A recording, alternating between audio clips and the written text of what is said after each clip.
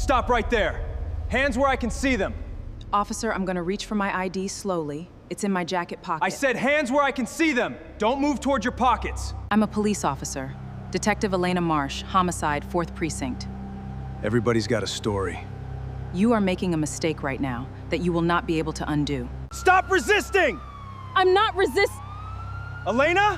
What are you doing to her? Ma'am, stay back. This doesn't concern you. Detective Marsh, I'm sorry it took this long for someone to actually check the roster. You knew about him already. 5 months. He just became the complaint we finally couldn't ignore. Detective Elena Marsh had worked homicide for 9 years, and in that time she had learned to leave the job at the precinct door most nights. Not because the work ever fully let go of her, but because she'd watched too many good detectives burn out from carrying it home, and she'd promised herself early on that she wouldn't become one of them. Tonight, off the clock, out of uniform, she was simply a woman walking to her car after a late dinner with her sister, keys in hand, mind on nothing more complicated than the drive home. She didn't notice the patrol car idling at the corner of the parking garage until its spotlight swept across her, hard and sudden, freezing her mid-stride in a wash of white light. "Stop right there! Hands where I can see them!" She stopped. She'd been a cop long enough to know exactly what not to do in this exact moment, regardless of how absurd the moment felt from her side of it. No sudden movements, no reaching for anything, no raised voice. Even as every instinct she'd built over 9 years of the job screamed that something about this stop was already wrong. "Officer, I'm going to reach for my ID. It's in my jacket pocket." "I said hands where I can see them. Don't move toward your pockets."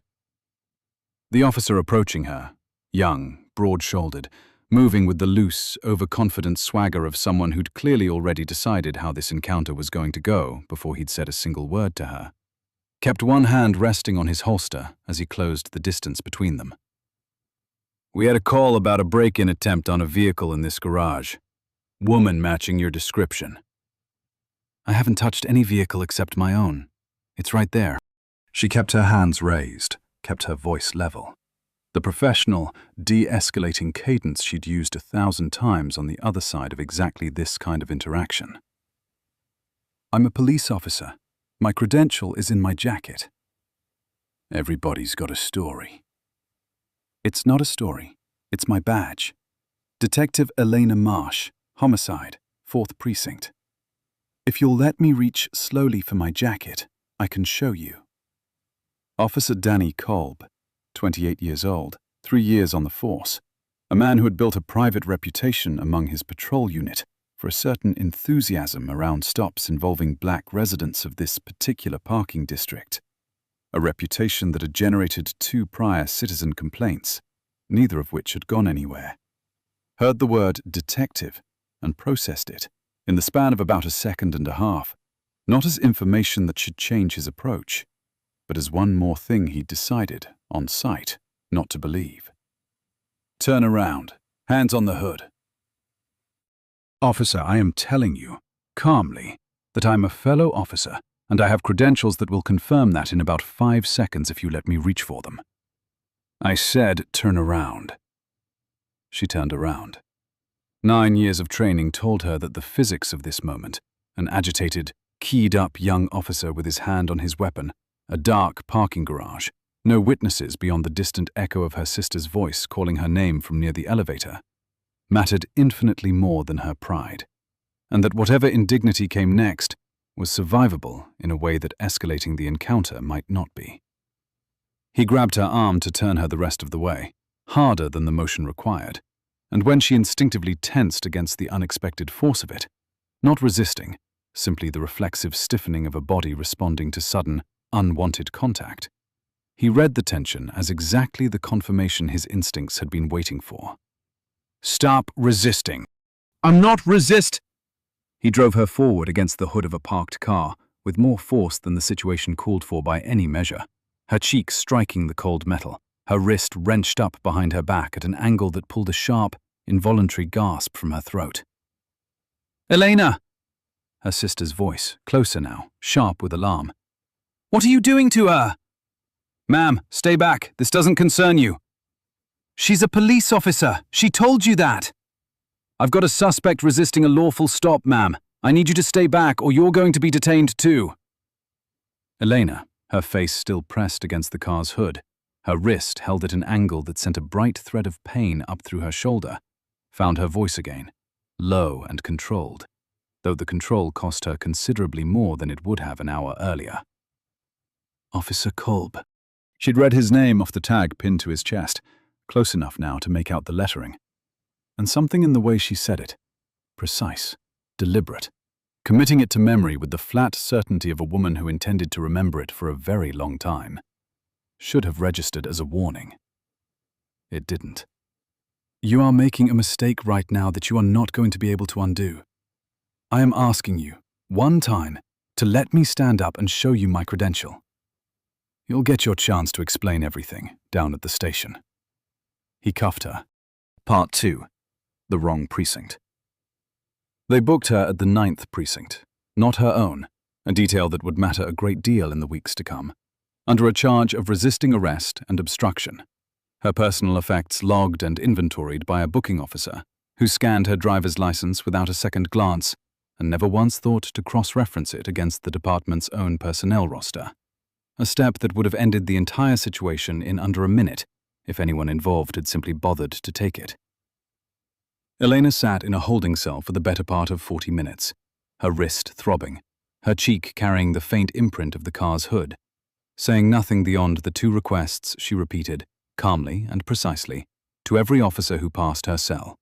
Her phone call, and confirmation that someone had run her credential number through the department's internal system, rather than simply filing it away in a property envelope. It was her sister, waiting, furious and shaken in the precinct lobby, who finally forced the issue. Not through the phone call Elena hadn't yet been granted, but by refusing to leave the front desk until someone with actual authority looked, properly, at what had just happened. She told him she was a detective, her sister said, for the 4th time, to a desk sergeant who had clearly stopped listening after the 2nd. 4th precinct homicide. You people have a system for checking that, don't you? Or does it only work when the person in cuffs looks like someone you're inclined to believe? The desk sergeant, more out of a desire to end the confrontation than any real urgency, finally pulled up the department's internal roster and typed in the name. Marsh, Elena R. Detective, Homicide Division, 4th Precinct. Status, active. His expression shifted in the particular way expressions do when a routine task suddenly reveals itself to be considerably less routine than assumed. He picked up the phone before he'd even fully processed what he was looking at. What the desk sergeant did not know, what almost no one in the 9th precinct that night knew, because it had been deliberately kept within a narrow circle for exactly this reason, was that Danny Cold's name already sat inside an open internal affairs file, one that had been quietly building for 5 months, assembled around a pattern of citizen complaints that the department's ordinary review process had, twice already, closed without meaningful investigation. Lieutenant Rosa Delgado, who had spent those 5 months running the review, received the alert on her phone within 3 minutes of the roster search, a standing flag she'd placed on Kolb's badge number specifically so that any interaction involving him anywhere in the department's systems would surface immediately, rather than disappearing into the ordinary churn of nightly booking logs. She was in her car within 4 minutes of the alert.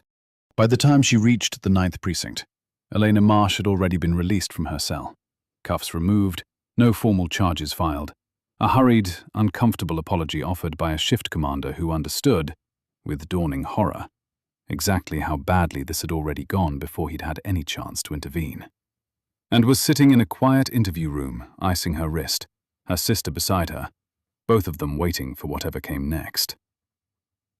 Detective Marsh. Delgado extended her hand, her voice carrying the particular controlled calm of someone who had spent a long career learning not to let her own fury show in front of the people who most needed to see her composed. I'm sorry it took this long for someone to actually check the roster. You knew about him already. It wasn't a question. 5 months. 2 prior complaints, both closed as unsubstantiated by a review process that, I'll be honest with you, wasn't looking very hard. I'd been building an independent file since the second complaint came in, waiting for enough corroborating evidence to move on it properly. Delgado's jaw tightened. I didn't expect the evidence to end up being a fellow detective's dashcam-adjacent bruised wrist and a faceprint on a car hood. But here we are. There's no dashcam in a parking garage, Lieutenant. There's a security camera covering the garage's east entrance, and Officer Kolb's patrol vehicle happened to be parked directly beneath it for the entire duration of the stop. We already pulled the footage. Delgado's expression didn't shift, but something in her voice carried a grim, focused satisfaction. It's about to become the centerpiece of a file that's been 5 months in the making. Part 3. The file that finally moved. The footage, once reviewed in full, left almost nothing open to interpretation. A young officer approaching a calm, compliant woman with his hand already resting on his holster before she'd said a single word, escalating a request for identification into a forceful takedown within the space of 90 seconds. The audio, picked up faintly by the camera's built-in microphone, capturing Elena's repeated, calm identification of herself as a fellow officer. Each statement met with the same flat, dismissive refusal to listen. I want to walk you through something, Lieutenant Delgado said, 3 days later, seated across from Kolb and his union representative, in a room considerably quieter than the parking garage had been. 2 prior complaints, both from black residents of that same district, both alleging nearly identical conduct, an unprovoked escalation from a routine identification request into physical force, justified afterward by a resisting arrest charge that, in both cases, existing security footage flatly contradicted. Both closed by your precinct's internal review as unsubstantiated, despite that contradicting footage sitting in the file the entire time. Can you explain how that happens twice? Kolb's representative, a weary department liaison who had clearly already understood, before the meeting began, that this file wasn't going to survive contact with actual scrutiny, offered the only defense available to him. Officer Kolb responded to what he believed, in good faith, was an active break-in call. His response, while perhaps overzealous, was consistent with, "There was no break-in call," Delgado said. "We checked dispatch logs. No call came through matching that description at any point that evening, in that garage or any adjacent one." Officer Kolb invented the justification after the fact, the same way he invented resisting arrest, to explain forcing a compliant, identified detective against the hood of a parked car. The room went quiet. Kolb, who had spent the 3 days since his suspension cycling through disbelief, indignation, and a slowly dawning, unwelcome recognition of exactly how thin his justifications actually were once someone bothered to check them, said nothing. "I want to be clear about something else," Delgado continued. "This isn't simply about what happened to Detective Marsh, as serious as that is. It's about the fact that your conduct that night was not an aberration. It was the 3rd documented instance of an identical pattern, and the first 2 were dismissed because the people who reported them didn't have a badge of their own to make the department listen. Detective Marsh had one, and it still took her sister refusing to leave the front desk before anyone bothered to run her name properly.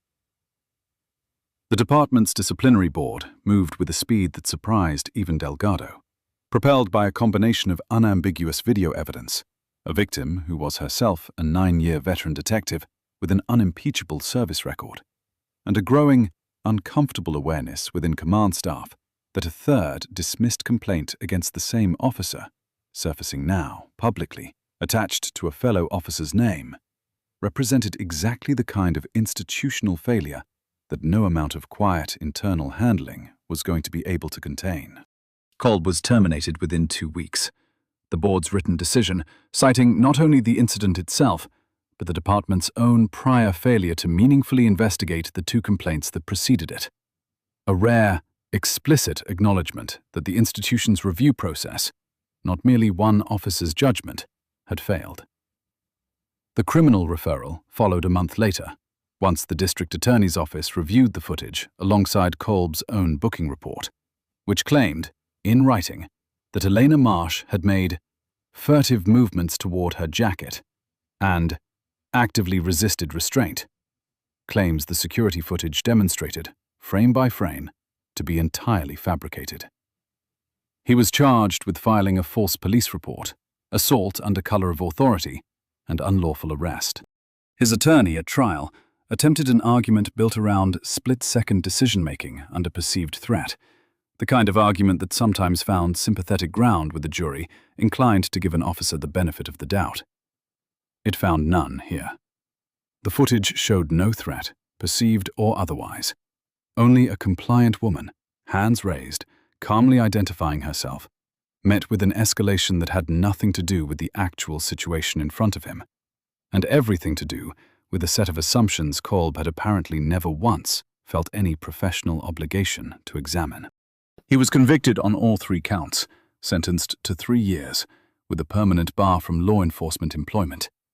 A lighter sentence than some of the cases that had come before it, the judge noted, only because no long-term physical injury had resulted, though the judge added, in a comment that would be widely quoted afterward, that the absence of permanent physical harm does not diminish the severity of what this pattern represents. An officer who used his authority as a substitute for observation, not an extension of it, and a department that let him do so twice before a 3rd victim happened to carry credentials of her own.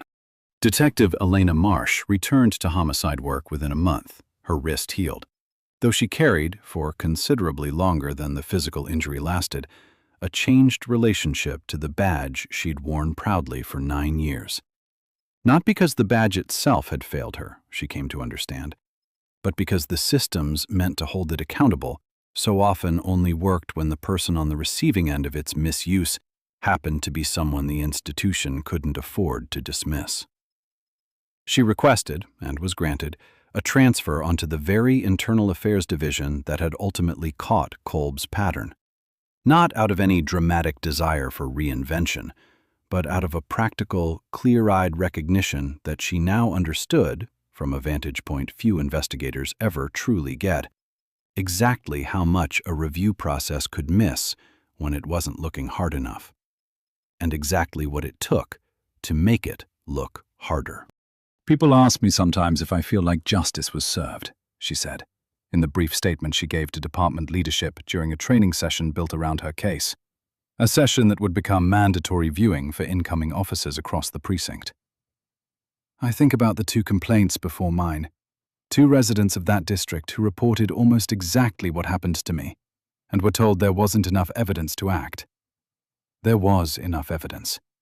There just wasn't, apparently, enough reason to look at it closely, until the 3rd person it happened to could produce a badge number that outranked the assumption being made about her. That's not a story about one bad officer.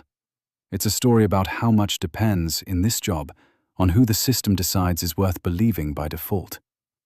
I'd like it to stop depending on that. The department implemented, within 6 months, a new policy requiring every use of force incident to be cross-referenced automatically against the internal personnel roster before booking proceeded. A small mechanical fix for a failure that had, in Elena Marsh's case, taken a fellow detective's bruised wrist and a sister's refusal to leave a front desk to finally force into existence. It was not, she understood, a fix that would have helped the 2 residents whose earlier complaints had been dismissed before hers. But it was, she thought, a start. One small correction in a much longer file that she now spent her days helping to build.